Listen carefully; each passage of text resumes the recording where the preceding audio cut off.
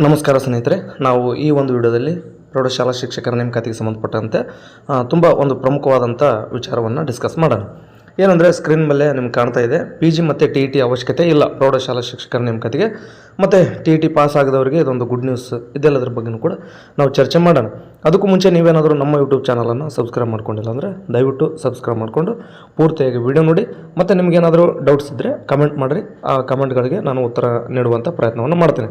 ಅದರ ಜೊತೆಗೆ ಈ ಒಂದು ವಿಡಿಯೋದ ಡಿಸ್ಕ್ರಿಪ್ಷನಲ್ಲಿ ಮತ್ತು ಕಮೆಂಟ್ ಬಾಕ್ಸಲ್ಲಿ ನಮ್ಮ ಟೆಲಿಗ್ರಾಮ್ನ ಚಾನಲ್ ಲಿಂಕ್ ಇರುತ್ತೆ. ಇನ್ನೂ ಯಾರೆಲ್ಲ ಟೆಲಿಗ್ರಾಮ್ ಜಾಯ್ನ್ ಆಗಿರಿ. ಅಲ್ಲಿ PST, GPT, HSTR, PU lecturer ಮತ್ತು ಅಸಿಸ್ಟೆಂಟ್ ಪ್ರೊಫೆಸರ್ನಂತ ಒಂದು ಬೋಧಕರ ಹುದ್ದೆಗಳೇನಿದ್ದಾವೆ, ಇಂಥ ಹುದ್ದೆಗಳ ಒಂದಷ್ಟು ಮಾಹಿತಿಯನ್ನು ನಾನು ಶೇರ್ ಮಾಡ್ತಾ ಇರ್ತೀನಿ. ನಿಮಗೂ ಕೂಡ ಅದೆಲ್ಲ ಮಾಹಿತಿ ಸಿಗುತ್ತೆ ಅನ್ನೋ ಕಾರಣದಿಂದಾಗಿ ನಮ್ಮ ಒಂದು ಯೂಟ್ಯೂಬ್ ಚಾನಲನ್ನು ಸಬ್ಸ್ಕ್ರೈಬ್ ಮಾಡಿಕೊಂಡು ಜೊತೆಗೆ ಟೆಲಿಗ್ರಾಮ್ನು ಕೂಡ ಜಾಯ್ನ್ ಆಗಿರಿ.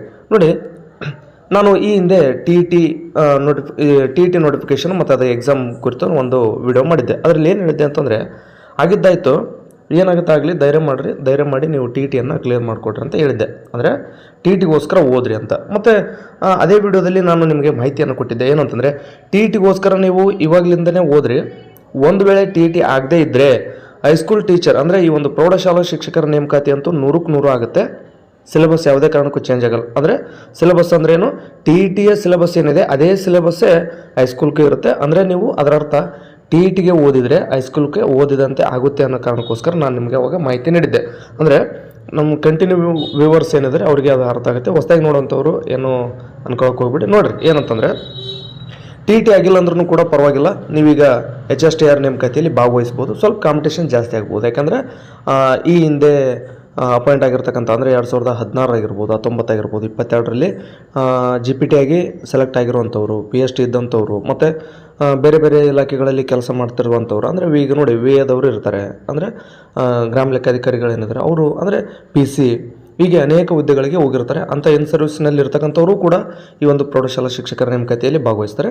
ಜೊತೆಗೆ TET ಆಗದೇ ಇರೋರು ಭಾಗವಹಿಸ್ತಾರೆ. ಮತ್ತು ಈ ಬಾರಿ TET ಎಲ್ಲ ಕ್ಲಿಯರ್ ಮಾಡಿಕೊಂಡು PST, GPT ಬರೆಯುವಂಥವರು ಕೂಡ ಹೈಸ್ಕೂಲ್ ಈ ಒಂದು ಎಕ್ಸಾಮನ್ನು ಕೂಡ ಅವರು ಬರೀತಾರೆ. ಅಂದರೆ ಒಟ್ಟಾರೆಯಾಗಿ ಇಲ್ಲಿ ಇದು ಒಂದು ನಾನ್ TET ಆಗಿರೋದ್ರಿಂದ ಮತ್ತು ಇಲ್ಲಿ PG ಇಲ್ಲದೇ ಇರೋದ್ರಿಂದ ಬಹುತೇಕ ಡಿಗ್ರಿ ಮೇಲೆ B.Edಅನ್ನು ಮಾಡ್ಕೊಂಡವ್ರಂಥವ್ರು ಎಲ್ಲರೂ ಕೂಡ ಬರೀತಾರೆ. ಕಾಂಪಿಟೇಷನ್ ಹೆವಿ ಆದರೆ ಆಗಲಿ, ಬೇಕಾಗಿರ್ತಕ್ಕಂಥದ್ದು ನಿಮಗೆ ಒಂದು ಹುದ್ದೆ ಅಷ್ಟೇ. ಅದು ಎಷ್ಟು ಹೆವಿ ಈಗೇನು ಆಗಬಾರ್ದು ಕಾಂಪಿಟೇಷನ್ ಅಂತಂದರೆ ನಾವು ಅಂದ್ಕೊಂಡಂಗೆಲ್ಲ ಆಗಲ್ಲ. ಅಲ್ಲಿ ಅಪ್ಲಿಕೇಶನ್ ಏನು ಹೋಗಬೇಕಾಗಿರುತ್ತೆ ಅದೆಷ್ಟು ಅಪ್ಲಿಕೇಶನ್ಗಳು ಹೋಗ್ತವೆ, ಎಕ್ಸಾಮ್ ಕೂಡ ನಡೆಯುತ್ತೆ.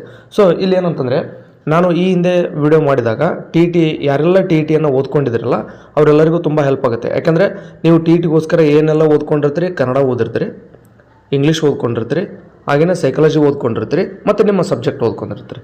ಇಲ್ಲಿ ವಿಚಾರ ಮಾಡಿರಿ, ನಿಮ್ಮ ಸಬ್ಜೆಕ್ಟ್ ಓದ್ಕೊಂಡಿದ್ದೀರಲ್ಲ ಅದು ಇಲ್ಲಿ ಒಟ್ಟಾರೆ ಈ ಏನಂತಂದರೆ ಹೈಸ್ಕೂಲ್ ಈಗೇನು ನೋಟಿಫಿಕೇಷನ್ ಆಗುತ್ತಲ್ಲ, ಇಲ್ಲಿ 3 ಪತ್ರಿಕೆಗಳನ್ನು ಮಾಡಿದ್ದಾನೆ.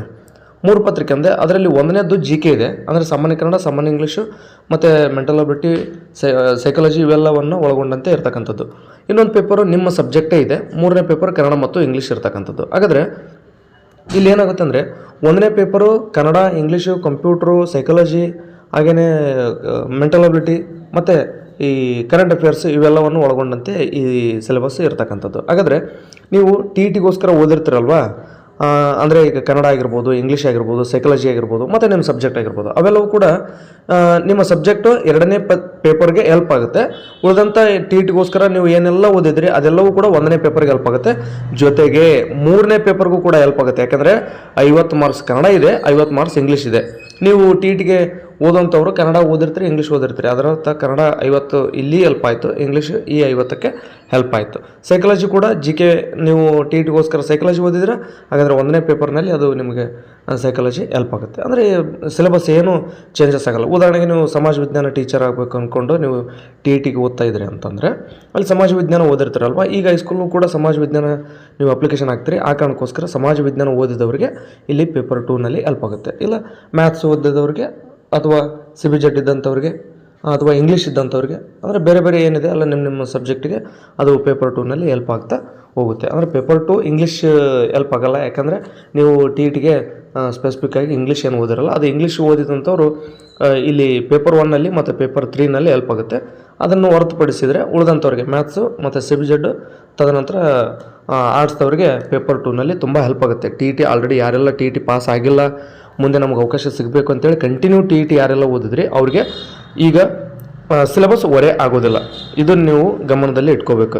ಮತ್ತು ಯಾಕಂದರೆ ನಿಮ್ಗೆ ನಾನು ಗ್ಯಾರಂಟಿಯನ್ನು ಕೊಟ್ಟಿದ್ದೆ ಏನಂತಂದರೆ ಟಿ ಇ ಟಿಗೆ ಓದಿದರೆ ನೀವು ಎಚ್ ಎಸ್ ಟಿ ಆರ್ಗೆ ಅನುಕೂಲ ಆಗುತ್ತೆ. ಒಂದು ವೇಳೆ ಮುಂಚೆ ಟಿ ಇ ಟಿ ಆಯಿತು ಅಂದರೆ ಟಿ ಇ ಟಿ ಏನಾದರೂ ಮುಂಚೆನೇ ಆಯಿತು ಅಂದರೆ ನಿಮಗೆ ಅವಕಾಶ ಸಿಗುತ್ತೆ, ಒಳ್ಳೆಯದಾಗಲಿ ಅಂತ ಹೇಳಿದೆ. ಒಂದು ವೇಳೆ ಟಿ ಇ ಟಿ ಆಗಲಿಲ್ಲ ಅಂತಂದರೆ ಅದೇ ಸಿಲೆಬಸ್ ಇಲ್ಲಿ ಎಚ್ ಎಸ್ ಟಿ ಆರ್ಗೆ ಇರೋದ್ರಿಂದ ತುಂಬ ಹೆಲ್ಪ್ ಆಗುತ್ತೆ. ಮುಂದೆ ನೋಟಿಫಿಕೇಷನ್ ಆದಾಗ ಅವಾಗೆಲ್ಲ ನೀವು ಓದೋಕೆ ಹೋದರೆ 2 ತಿಂಗಳ ಟೈಮ್ ಇರುತ್ತೆ. ಆ 2 ತಿಂಗಳಲ್ಲಿ ಎಲ್ಲ ಸಿಲೆಬಸ್ನ ಮುಗಿಸ್ಕೊಳ್ಳೋಕ್ಕಾಗಲ್ಲ, ಓದ್ರಿ ಅಂತ ಹೇಳಿದ್ದೆ. ಆಗ ಕೆಲವೊಂದಿಷ್ಟು ಜನ ಆರಂಭವನ್ನು ಕೂಡ ಮಾಡಿದರು. ಅವ್ರಿಗೆ ತುಂಬ ಹೆಲ್ಪ್ ಆಗಿರುತ್ತೆ. ಮತ್ತು ಅವಾಗ ನೀಡಿರ್ತಕ್ಕಂಥ ಮಾಹಿತಿ ಅವ್ರಿಗೆ ಸಹಾಯ ಆಗಿದೆ ಅಂತ ನಾನು ಭಾವಿಸ್ತೀನಿ. ಜೊತೆಗೆ ಈಗ ನೋಡಿರಿ, ಏನೇ ಇರಲಿ ಒಟ್ಟಾರೆಯಾಗಿ ನಾವು ಸದ್ಯದ್ದು ಅಂದರೆ ಪ್ರಸ್ತುತ ಏನಿದೆ ಅದನ್ನು ನಾವು ವಿಚಾರ ಮಾಡೋದಾದರೆ ಈಗ ಇದೊಂದು ನೋಟಿಫಿಕೇಷನ್ನು ಪಿ ಜಿ ಮತ್ತು ಟಿ ಇ ಟಿ ಇಲ್ಲದೇ ಆಗ್ತಾ ಇರ್ತಕ್ಕಂಥದ್ದು. ಹಾಗಾಗಿ ಟಿ ಇ ಟಿ ಆಗದೇ ಇರುವಂಥವ್ರಿಗೆ ಇದೊಂದು ಗುಡ್ ನ್ಯೂಸ್. ಮತ್ತು 2027 ಜನವರಿ 1ನೇ ತಾರೀಕು ಬಂದಿತ್ತಪ್ಪ ಅಂದಿದ್ದರೆ ಈ ಪ್ರೌಢಶಾಲಾ ಶಿಕ್ಷಕರಿಗೂ ಕೂಡ ಕಡ್ಡಾಯ ಆಗ್ತಿತ್ತು. ಏನು ಟಿ ಇ ಟಿ ಮತ್ತು ಪಿ ಜಿ. ನೋಡಿರಿ, ಇದು ಸೆಂಟ್ರಲ್ ರೂಲ್ಸೇ ಇದೆ. ಏನಂತಂದರೆ 2027 ಜನವರಿ 1ರ ಒಳಗಾಗಿ ಎಲ್ಲ ರಾಜ್ಯಗಳು ಈ ಒಂದು ಬದಲಾವಣೆಗಳನ್ನು ಪ್ರೌಢಶಾಲಾ ಶಿಕ್ಷಕರದಾಗಿರ್ಬೋದು, ಪಿ ಯುದಾಗಿರ್ಬೋದು ಒಂದಷ್ಟು ಬದಲಾವಣೆಯನ್ನು ಮಾಡಿಕೊಂಡು ಟಿ ಇ ಟಿ ಇಡ್ರಿ ಅಂತ ಹೇಳಿತ್ತು. ಒಂದು ವೇಳೆ ನೀವು ನಡೆಸಲ್ಲ ಅಂತಂದರೆ ನೀವು ಹಾಗೆಯೇ ನಿಮ್ಮ ಹಳೆಯ ಸೇನ್ ರೂಲ್ ಪ್ರಕಾರನೇ ಬೇಕಾದರೆ ನೀವು ಎಕ್ಸಾಮನ್ನು ನಡೆಸ್ಕೊಂಡು ಅಪಾಯಿಂಟ್ ಕೂಡ ಮಾಡ್ಕೋಬೋದಾಗಿರುತ್ತೆ ಅಂತಲೂ ಕೂಡ ಅದರಲ್ಲಿ ಇರ್ತಕ್ಕಂಥದ್ದು. ಹಾಗಾದರೆ ಯಾವಾಗಲಿದ್ದ ಕಡ್ಡಾಯ ಅಂತಂದರೆ ಜನವರಿ 1ನೇ ತಾರೀಕು 2027ರಿಂದ ಕಡ್ಡಾಯ. ಅವಾಗಲಿದ್ದ ಪಿ ಜಿನೂ ಕಡ್ಡಾಯ ಆಗುತ್ತೆ, ಟಿ ಇ ಟಿನೂ ಕಡ್ಡಾಯ ಆಗುತ್ತೆ. ಅಂದರೆ ಟಿ ಇ ಟಿ ಪೇಪರ್ 3 ಬರುತ್ತೆ ಹೈಸ್ಕೂಲ್ಗೆ ಮತ್ತು ಕಾಲೇಜ್ಗೆ. ಅಂದರೆ ಈಗ 9th 10th first year second year ಅಂದರೆ 9th to 12th ಪೇಪರ್ 3 ಬರುತ್ತೆ ಜನವರಿ 1ರಿಂದ. ಸೊ ಅಷ್ಟರೊಳಗಡೆ ನೀವು ನೋಟಿಫಿಕೇಷನ್ ಆಗಬೇಕಾಗಿದ್ದು ಅನಿವಾರ್ಯ ಇತ್ತು. ಸೇನ್ ರೂಲ್ ಕೂಡ ಬಿಟ್ಟರು. ಇನ್ನೇನು ಕೆಲವೇ ದಿನಗಳಲ್ಲಿ ನೋಟಿಫಿಕೇಷನ್ ಆಗಿಬಿಡ್ತು ಅಂತಂದರೆ ಇದು ನಿಮಗೆ ಅನ್ವಯಿಸಲ್ಲ. ನೀವು ನಾನ್ ಟಿ ಇ ಟಿ ಮತ್ತು ನಾನ್ ಪಿ ಜಿ ಇಟ್ಕೊಂಡೇ ನೀವು ಅಪ್ಲಿಕೇಶನ್ ಹಾಕಿ ನೀವು ಹೈಸ್ಕೂಲ್ ಶಿಕ್ಷಕರು ಆಗಬೇಕಾಗುತ್ತೆ. ಮುಂದೆ ನೀವು ನೋಟಿಫಿಕೇಷನ್ ಅಂದರೆ ನೀವು ಮುಂದೆ ಅಪಾಯಿಂಟ್ ಆದರೆ ಡ್ಯೂಟಿ ಮಾಡ್ತಾಯಿದ್ರಿ, ಅವಾಗ ಏನಾದರೂ ನಿಯಮಗಳು ಬದಲಾದರೆ ಆಗಲಿ, ಯಾಕೆ ತಲೆ ಕೆಡಿಸ್ಕೊಳಕ್ಕೆ ಹೋಗ್ತಾರೆ. ಅವಾಗ ಒಂದು ಓಪನ್ ಯೂನಿವರ್ಸಿಟಿಯಲ್ಲಿ ಒಂದು ಪಿ ಜಿ ಮಾಡಿಕೊಂಡು ಒಂದು ವೇಳೆ ಪಿ ಜಿ ಮಾಡಲೇಬೇಕು ಅಂತ ಮುಂದೊಂದು ಏನಾದರೂ ರೂಲ್ಸ್ ಬಂದರೆ ಡ್ಯೂಟಿ ಮಾಡ್ಕೊತಾನೆ ಓಪನ್ ಯೂನಿವರ್ಸಿಟಿ ಒಳಗೆ ಒಂದು ಪಿ ಜಿ ಮಾಡಿಕೊಂಡು ಪಿ ಜಿ ಕ್ಲಿಯರ್ ಮಾಡ್ಕೊಂಡ್ರೆ ಆಯಿತು.